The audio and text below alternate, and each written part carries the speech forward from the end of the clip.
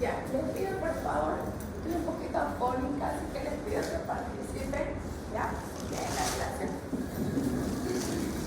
Hoy nos revisa el tema de antimicrobianos. ¿Alguien lo pudo revisar? Yo miré videos porque los capítulos son diferentes.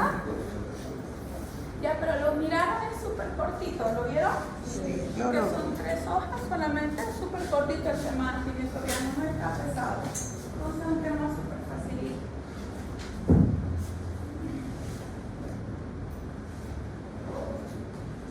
Ya. A ver, ¿quién me puede decir una definición? ¿Qué es un antimicrobiano? Es un medicamento que combate, destruye y lisa un microorganismo. Ya, perfecto. ¿Y un antibiótico?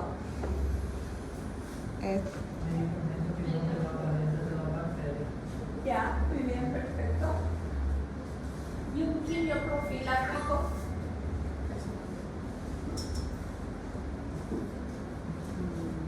Un medicamento que se utiliza para la prevención de la bacteria. ¿Ok? Realmente un quimioprofiláctico se da para solamente prevenir y se puede utilizar en procesos virales. Un proceso viral no requiere antibióticos, pero damos para prevenir el desarrollo de la bacteria. ¿Okay? Entonces, tenemos claro que es antibiótico, que es antimicrobiano y que es un medicamento profiláctico. Los medicamentos pueden tener 2 formas de actuar: bactericidas o bacterostáticos. ¿Quién me dice qué es un bactericida? Es el que va a matar a la bacteria. Exactamente. Lo mismo que suicidio, homicidio, no se olvide, destruir, matar.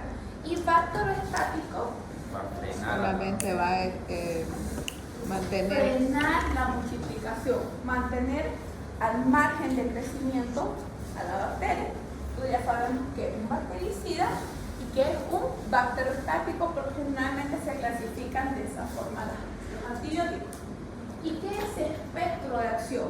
Espectro de acción es la capacidad de amplitud que tiene el medicamento. Puede ser un medicamento de amplio espectro, de espectro intermedio o de espectro reducido. ¿Ok?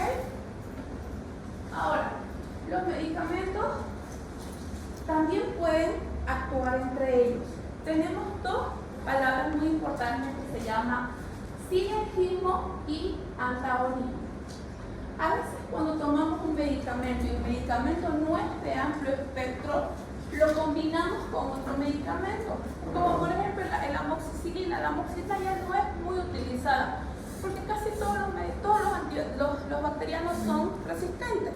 Entonces ya la amoxicilina viene combinada con ácido clavulánico buscando formar un sinergismo, que el ácido clavulánico potencia la acción de la amoxicilina y esta puede hacer un bactericida de mejor acción. Ahora, ¿qué es un antagonismo? Es cuando combinamos 2 medicamentos, pero en vez de que los medicamentos se ayuden, se perjudican entre ellos, se reducen la acción bactericida. Entonces, para que ustedes me entiendan, una asociación positiva es un sinergismo, cuando la acción de un antibacteriano contra la acción de un antibacteriano se suman, pero ambos no se restan actividad y pueden destruir a la bacteria. Pero una asociación negativa es un efecto antagonismo, cuando un antibacteriano con otro antibacteriano, en vez de potenciarse, se reduce en acción. Vean cómo el cuadro está mucho más chiquitito y obviamente no van a poder combatir a la bacteria. Es más, lo único que va a provocar es desarrollar toxicidad en el cuerpo y resistencia, que las bacterias aprendan a sobrevivir a ese antibacteriano. Los antibacterianos se pueden clasificar de muchísimas formas. Se pueden clasificar según su origen, según su mecanismo de acción, según su efecto, según su resistencia, según su espectro de acción y según su estructura química. Murray nos habla solamente según el mecanismo de acción, pero vamos a conocer los otros tipos de clasificaciones así para que ustedes tengan una idea.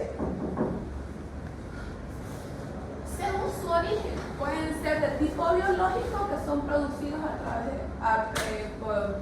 producidos a base de bacterias, pueden ser sintéticos, que son exclusivamente químicos, o pueden ser semisintéticos, que son una combinación de los dos. Según su actividad sobre el microorganismo, según qué le hace a la bacteria, pueden ser bacteriostáticos, que ya sabemos que son los que inhiben, bactericidas, que sabemos que son los que matan, y bacterolíticos. También matan, pero estos matan por lisis celular. En cambio, el bactericida no necesita matarlo por lisis, solamente se muere. ¿Okay? Pero aquí tiene que haber destrucción sí o sí de cualquiera de los 4 elementos obligados. ¿Cuáles eran los 4 elementos obligados? Membrana, pared, citoplasma o núcleo. Tiene que haber lisis bacteriana, destrucción de uno de los 4 elementos obligados. ¿Estamos en bactericida? No. Según su espectro de acción, dijimos que según cuánta cobertura tiene el medicamento, puede ser de amplio espectro, como son los aminoglucósidos, las penicilinas, puede ser de espectro intermedio, como son los macrólidos, o puede ser de espectro reducido, como son las gentas. Según su resistencia, según cuán resisten las bacterias, la resistencia puede ser clínica. ¿Eso qué quiere decir? Que cuando le damos un antimicrobiano es incapaz de curar la infección. Puede ser resistencia natural, que la bacteria ya tiene una resistencia hacia ese medicamento, o puede ser resistencia adquirida. Esto generalmente es cuál es la responsabilidad del ser humano que toma medicamentos que no le corresponde tomar o que abandona el tratamiento, entonces ya crea una resistencia adquirida a la bacteria. Según su estructura química, se pueden clasificar por familia. Las quinolonas son una familia, las tetras, los aminoglucósidos, los macrólidos, todos ellos se clasifican en familia porque tienen propiedades similares, entonces por eso se van a clasificar según su estructura química. Ahora, la clasificación que nos interesa y que siempre entra a pregunta de examen, según su mecanismo de acción. Según su mecanismo de acción se clasifican en 3 grandes grupos, incluso hay un cuarto, pero Murray generalmente habla de estos 3. Los que inhiben la síntesis de la pared celular, los que inhiben la síntesis proteica, estamos hablando del citoplasma, y los que inhiben la síntesis de ácidos nucleicos. Hay un cuarto grupo que es los que inhiben la síntesis de la membrana celular. Primero veamos los que inhiben la síntesis de la pared celular.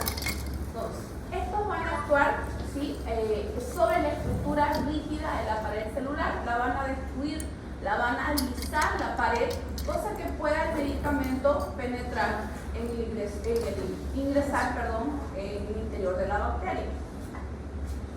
Estos medicamentos son los beta-lactámicos, con los cuales tenemos las penicilinas y las cefalosporinas, y otros medicamentos no beta-lactámicos tenemos los monobactam, carbapenem, bacitracina, glucopéptidos. Primero empecemos con los beta-lactámicos. Los beta-lactámicos, generalmente aquí tenemos lo que son las penicilinas y las cefalosporinas. Estos actúan directamente bactericidas, ¿okay? Destruyendo la bacteria, ya sea inhibiendo la fase de reproducción celular, inactivando las enzimas que tiene la pared celular, entonces son bactericidas. Y ahí tenemos las penicilinas, es un grupo que, ¿quién nos ha puesto una penicilina? Son bastante agresivos estos medicamentos y cubren casi todo, son de espectro amplio y pueden cubrir gran positivo en general y gran negativo.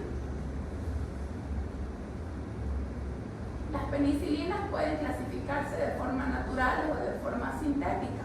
Esto cuando lleven farmacología lo van a ver mejor, ¿okay?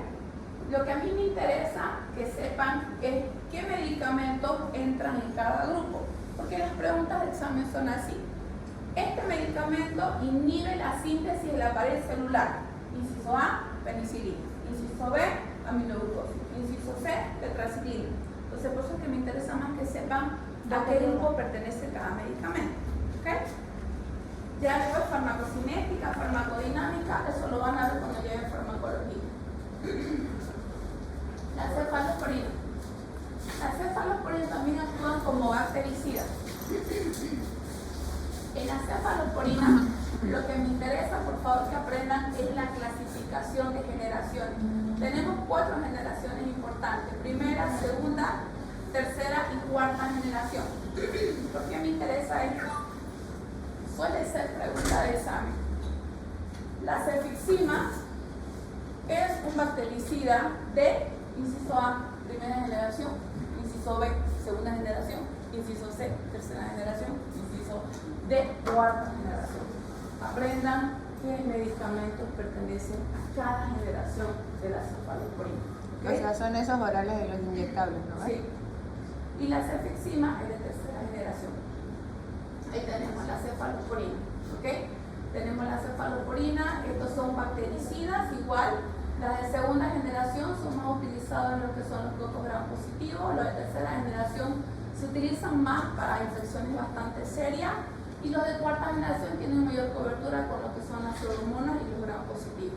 Hay una quinta generación que son más utilizados para los estafilococos aureus, que son los que causan todo lo que son las lesiones en piel.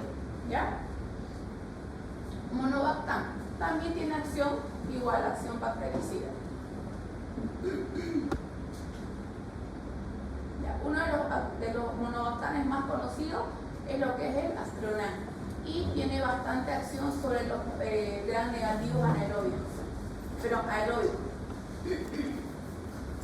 Los carbapenems también tienen acción muy similar a cefalosporinas, son de amplio espectro, se administran por vía intravenosa.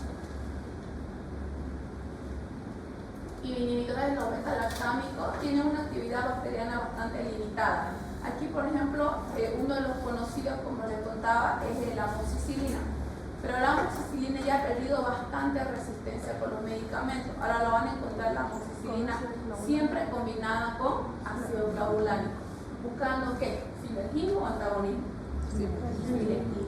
Potencial. ¿Y por qué se llama inhibidores de los beta-lactamos? O sea que si se toma una penicilina con una amoxicilina con ácido clavulánico hacen contraposición. Es que no se llaman inhibidores de los beta-lactamos. Inhibidores del anillo de beta-lactamasa. Lo que pasa es que los beta-lactámicos tienen un anillo y actúan mediante ese anillo. En cambio, que tienen otro mecanismo de actuar.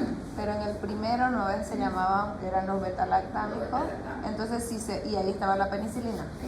Entonces, si alguien toma una penicilina y una amoxicilina al mismo tiempo, hacen efecto contrario porque este la inhibe.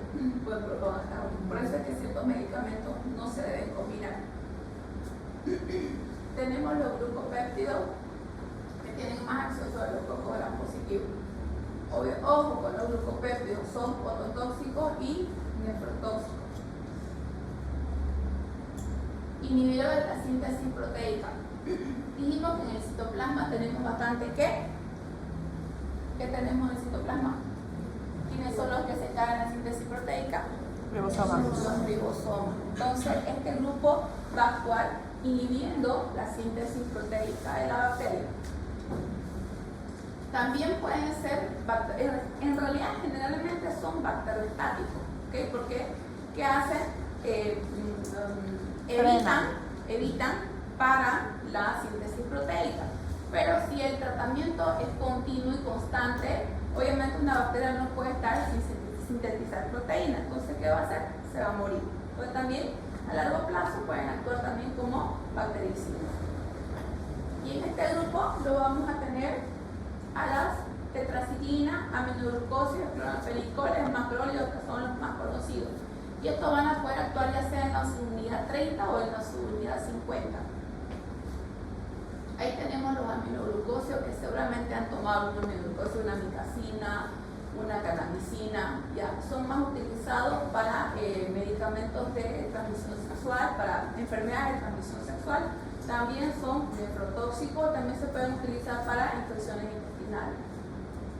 Ahí tenemos los aminoglucósidos también, los más conocidos son la gentamicina, la torbamicina, espectomicina y la neomicina. Estos son de usos más tópicos, son los que vienen en cremita. Y ahí tenemos una clasificación de todos los aminoglucósidos más conocidos, de qué espectro de acción tienen con los antibióticos, con las bacterias, de qué cuadro clínico van a cubrir y las dosis. Ya, Ahí tenemos la neomicina, que va a ser utilizada por vía tópica también. Tenemos la gentamicina, que es muy utilizada. El hecho que no sea tan agresiva la gentamicina, pero es utilizada como un medicamento para tratamiento después de una cesárea. ¿Por qué? Porque no hay peligro que la mamá le pueda pasar por la leche del bebé. Entonces se utiliza mucho cuando la mamá le están dando de alta y tiene que tomar genta para evitar complicaciones de su cirugía. Las glicosamías también es otro grupo que se toma por vía oral o por vía parenteral y también tiene actividad antiprotozoaria. ¿Quién me puede decir cuál es la actividad antiprotozoaria? Parásito. Igual, la clindamicina también es otra que se utiliza para Staphylococcus. Inhibidores de la síntesis, igual tenemos los afenicoles, tiene acción bacteriostática. Tenemos los macrólidos, esto aquí no ha tomado un macrólido, una eritromicina, una claritromicina, una acitromicina. Estos medicamentos generalmente son utilizados para infecciones de vías respiratorias, igual que la eritromicina. ¿Ahí no me trae la amoxicilina? No, aquí no. Las tetraciclinas igual son bastante utilizadas, pero ojo, las tetraciclinas están totalmente contraindicadas en tomar un embarazo, porque puede causar, son teratogénicas, pueden causar alteraciones en el bebé. Están totalmente contraindicadas en el embarazo las tetraciclinas. Estas van a actuar en la subunidad 30. Y ahí tenemos todos los inhibidores de la síntesis proteica bacteriana, los que actúan a nivel de la subunidad 30, subunidad 30, subunidad 50, subunidad 50, subunidad 50 y subunidad 70. Ojo también con las subunidades, suelen ser preguntas de examen. ¿Cuál de estos medicamentos actúa en la subunidad 30, inciso A, inciso B, inciso C? Ahora, este grupo no es muy conocido, ¿sí? Pero también es como un cuarto grupo de la clasificación según su mecanismo de acción. Y estos pueden actuar inhibiendo lo que es la síntesis o inhibiendo la permeabilidad celular de la membrana. Y eso es donde tenemos la polimixina.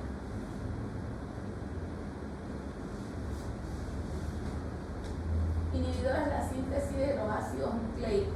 Estos van a interferir de diferentes formas en la síntesis de los ácidos nucleicos. Pueden inhibir la síntesis de los ácidos nucleicos, pueden causar una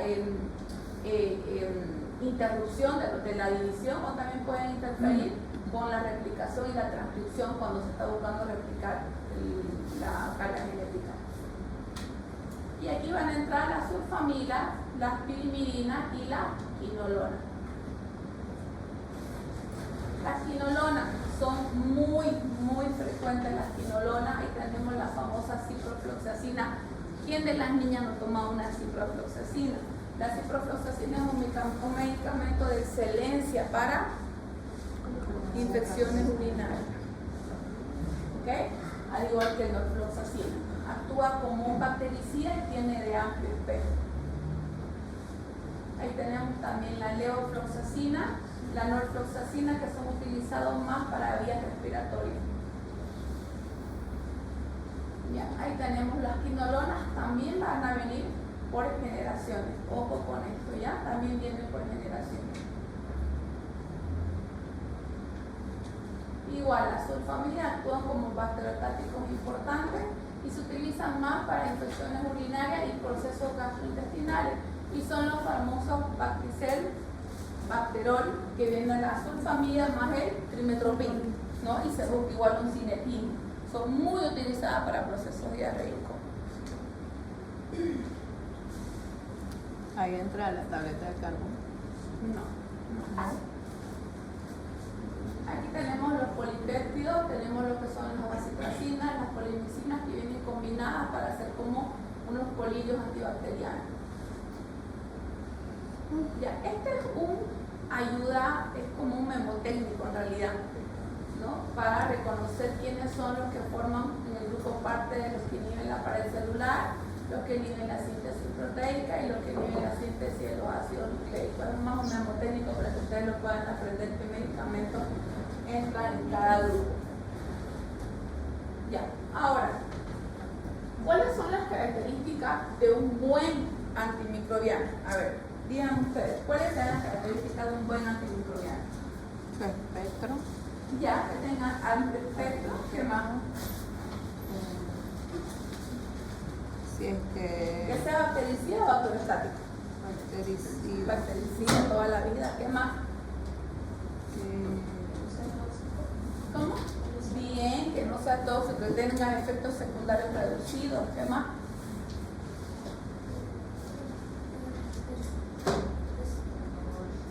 Que sea fácil de fácil digestión, liposoluble. Ya, todo lo que dijeron, que sea más bactericida, que sea un medicamento de amplio espectro, que los bacterias no sean susceptibles, que no sea muy tóxico, que sea de fácil digestión y que puedan cazar con rapidez o efectividad antes de que el cuerpo lo elimine. Criterios para el uso de antibióticos. ¿Cuál sería un buen criterio para que ustedes den el medicamento a una persona? Una persona va a su consultorio y dice, doctor, estoy enfermo, tengo esto. ¿Qué tienen que tener en claro antes de dar un medicamento? ¿Qué tiene el paciente? Exactamente, ¿qué tiene el paciente? O sea, jamás mediquen si no saben lo que el paciente tiene. Porque qué tal que llegue un paciente, no tengo idea qué tiene, ahí le voy a penicilina porque eso cubre casi todo. Lo va a ser resistente. Lo vamos a hacer resistente. ¿Ok? Entonces, aquí. Por ejemplo, la penicilina dijimos que actúa sobre qué? Sobre la pared celular, ¿no es así? Pero hay bacterias, y ya las van a conocer más adelante, ¿sí? Que tienen una característica especial en la pared celular, o que no tienen pared celular, tienen otra estructura en lugar de pared celular. Ustedes le dan penicilina y es justo esa bacteria, no le va a hacer nada. No le va a hacer nada a la penicilina. Profe, pero hay análisis para identificar todas las bacterias, o sea, depende del síntoma, uno le pide y eso identifica. Cultivo de secreción. Entonces, uno, tener claro quién es el agente causal, ¿ok? Dos, saber y haber verificado que el agente causal sea sensible, ¿ok? Tres, tener localizado el foco de infección, ya sea vía urinaria, ya sea vía respiratoria, tener en claro los efectos adversos y si hay una presencia de alergia en ese paciente. 6. Disponibilidad de tratamiento. El tratamiento, algunos son bastante costosos, otros no. Entonces tenemos que tener también muy en cuenta y preguntar al paciente, ¿usted está en condición de comprar este medicamento que es súper bueno? No, doctor, entonces cómprese. ¿Okay? Por ejemplo, los fármacos, el mismo fármaco de laboratorio a laboratorio varía altísimo el precio. Y les doy una idea. El diclofenaco, que es un analgésico, si ustedes lo compran como diclofenaco de nombre genérico, vale unos 50 la ampolla. Pero si ustedes lo compran como clofenac de 75, que lo trae Pagó, vale 8 pesos la ampolla. ¿Se dan cuenta la diferencia? Entonces, tienen que considerar mucho el bolsillo del paciente, porque hay pacientes que te van a decir, sí tengo, y no se van a tratar. No van a tratar. El acitrón de Tecnofarma cuesta 70 bolivianos la tableta y hay de 8 pesos Exactamente. Entonces, consideren mucho, por favor, el bolsillo del paciente. Y obviamente los antecedentes, si es una pareja que esté embarazada, si es una mamá que esté embarazada o que piensa embarazarse, descartamos tetraciclina. ¿Ok? Tetraciclina se descarta si se piensa embarazar o si está en embarazo. Exactamente. Ya, antibiograma. Cuando ustedes les viene un paciente y le dice, doctor, estoy con disuria, polaquiuria, tenesmo vesical, ustedes van a decir, bueno, ¿qué es disuria? Dolor al orinar.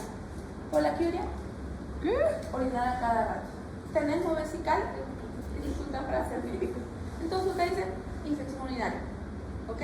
Pero no sabemos qué bacterias, porque muchas bacterias causan infección urinaria. Sabemos que la principal es la Escherichia coli, la principal, pero no estamos seguros. ¿No es así? Entonces podemos hacer un cultivo. Le pedimos al paciente que recolecte orina y lo lleve para cultivar. ¿Saben de qué forma se recolecta la orina? ¿Cómo? Hay criterios para recolectar, no es nomás hacer pipí y llevar. ¿No ves? ¿Cuáles son los criterios para recolectar orina? Tiene que ser la primera de la mañana. Ya, la primera de la mañana, no el primer chorrito afuera, y el segundo chorrito. Luego. ¿Qué más? La zona hay que higienizarla, ¿ok? Para no contaminar con otra secreción. Entonces, y llevarla inmediatamente a cultivar. La llevamos a cultivar y en el cultivo le van a poner calor, le van a poner nutrientes.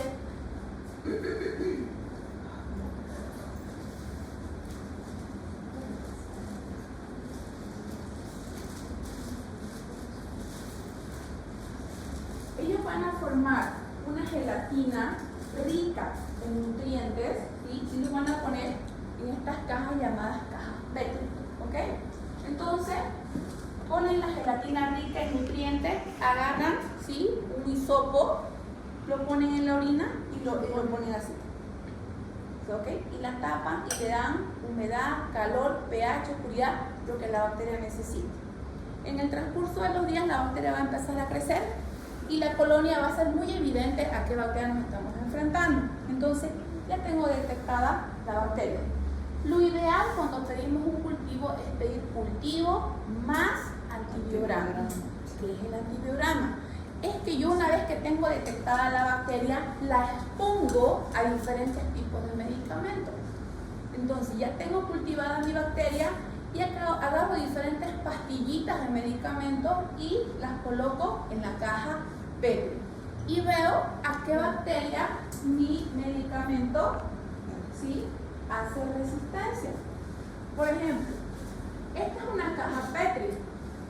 Vean cómo se forma un halo, y todo esto hay bacterias, Vean cómo se forma un halo alrededor, porque hay muerte, acá hay muerte, todo lo que estaba alrededor es muerto. Entonces, ¿qué quiere decir? Que este es el medicamento ideal que yo tengo que darle a mi paciente. En cambio, miren aquí, las bacterias se han reído de mi pastilla de medicamento, o sea, les valió mal, estuvieron en jugaron arriba, digamos, ¿no? Entonces, este medicamento no es el indicado para iniciar tratamiento, es este de acá, porque hay sensibilidad y presencia del ácido. Entonces, ese es un antimicrobial, es exponer a la bacteria que yo ya tengo identificada a diferentes medicamentos. Y ahí vemos a cuáles son sensibles y ese es el medicamento ideal para dar el tratamiento.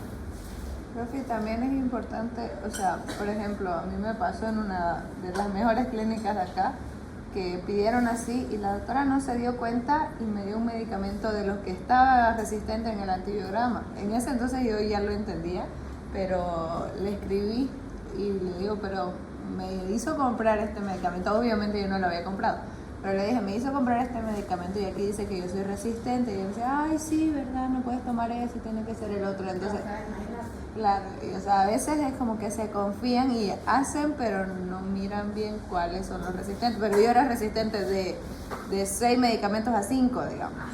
Por eso es que ustedes tienen que ser curiosos. Y eso les digo yo hasta lo que yo poquito. No es que hagan con su piquito como los pollitos y digan, mi mamá me dio este medicamento. Fíjense qué es, fíjense qué tiene, fíjense para qué sirve. Entonces, sean más curiosos con el tema de los medicamentos. Obviamente, tarde o temprano, el ser humano no entiende. Y tarde o temprano nos vamos a volver resistentes a las bacterias. Lastimosamente va a ser así. Tarde o temprano lo vamos a hacer y vamos a seguir creando más y más medicamentos fuertes. ¿Ok? Entonces, lastimosamente es así. ¿Y qué es lo que colabora para que nosotros seamos resistentes? Uno, tomar medicamentos que no te corresponden. Automedicarte. Por eso es que le digo, no es lo mismo que yo diga, yo tomé esto para la faringitis y me hizo súper bien, tomarlo vos también te va a hacer bien. No, totalmente de error. 1. 2. Tomar medicamentos y te den un tratamiento por 7 días y tú sientas mejoría al segundo. Te pasó la fiebre, te pasó el dolor y ya lo dejé. Eso es lo peor que pueden hacer, porque la bacteria va a hacer resistencia a ese medicamento. O sea que la próxima vez que tú lo quieras tomar, ya no va a ser el mismo efecto. ¿Okay? Entonces, por favor, consideren todos los usos indiscriminados que hay sobre los antibióticos, porque de ya tenemos bacterias que son resistentes naturales, de ya. Y encima que nosotros seamos responsables con los medicamentos, o sea, estamos ayudándole y colaborando a que las bacterias sean más agresivas todavía. Ya. El tema, como les dije, de antimicrobianos es súper bonito y súper cortito. Profe, pero decía que antimicrobianos eran diferentes a antibióticos, ¿verdad? Antimicrobianos es más para microbios y antibióticos es para bacterias. Entonces y nosotros lo que vamos a ver entonces sí son antibióticos. Antibióticos. Ah, Ya. El tema de los antimicrobianos, por favor, tomen muy en cuenta las pautas que le di para los exámenes. Generalmente de antimicrobianos no entran muchas preguntas porque el tema es súper corto, pero van a entrar las preguntas. ¡Es corto! ¿Dónde está? A ver, saquen su libro y conten. Es cortito el tema antimicrobiano, no es largo. Creo que son 3 hojitas. No, pero es que es hartísimo. Ah, bueno, eso Hombre. sí es exacto, para que. Pero las pautas que le di, tómenlas muy en cuenta porque siempre son preguntas de examen. A ver.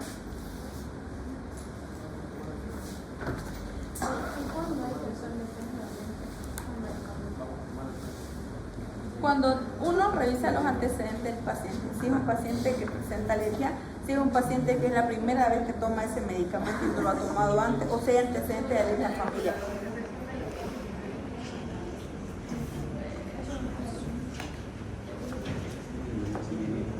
Es que no está dividido así como antimicrobiano. Yo lo busco. Fíjate cuántas. ¿Qué? Ya. Son un poquito. A ver. ¿Dónde? A ver para su compañero va a mirar. Yo lo tengo digital, así que no me... Ya. ¿Qué? A ver, ¿cuántas hojas son? Son 8. Son 4 hojas. Ahí está, son 4 hojas. 8 blancos. Está súper cortito. ¿Ya? ¿Dónde está mi grupo de bacterias del sistema respiratorio superior? Ya ustedes saben que ponen la siguiente clase. ¿Sí? Entonces, con la exposición que van a hacer sus compañeras, concluimos el avance para el primer parcial teórico. Ahora les voy a dar fecha del examen práctico.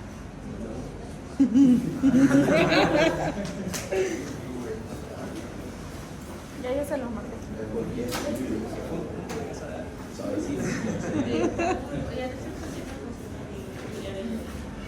Funciona bien. Ya. Nuestro examen práctico va a ser desde el 11 de septiembre. ¿11 qué día? ¿Qué fecha es? ¿Lunes? Por el lunes. Lunes, ¿no? El lunes este lo día. Sí. Lunes, ¿lo ven? Hasta el 16 de septiembre, que es sábado. Toda esa semana voy a estar tomando examen a micro 1. ¿Ok? ¿Y qué temas van a entrar? Van a entrar introducción a la bacteriología, genética bacteriana, inmunología y antimicrobiana. No voy a hacer entrar al examen práctico el tema que van a exponer ellos, porque se van a aplazar. Profe, pero esos nombres no son los mismos del libro, ¿no ves? Los títulos de los capítulos. O sea, no están así tal cual. Por ejemplo, antimicrobiano es ese agente antibacteriano, ¿no ves? Y los otros igual son diferentes los nombres en los capítulos. Yo los busco y le pregunto para confirmar. Ya, mejor. O vos que lo tenés ahí. Ahora, quiero aclarar por favor algo. El examen práctico, ¿sí?, es de lo que avanzo en práctica.